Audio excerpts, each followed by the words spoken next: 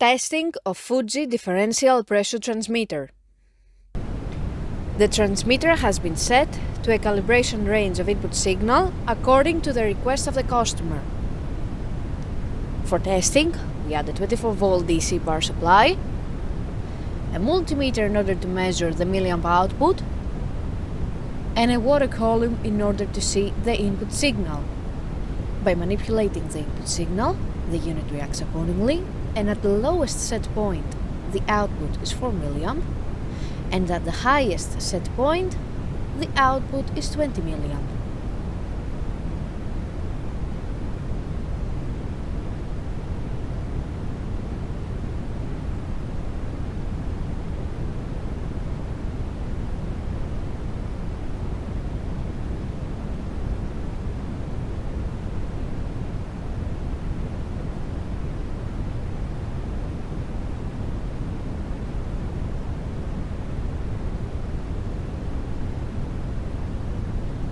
It is now clear that the transmitter is working successfully and is ready to be delivered to the customer.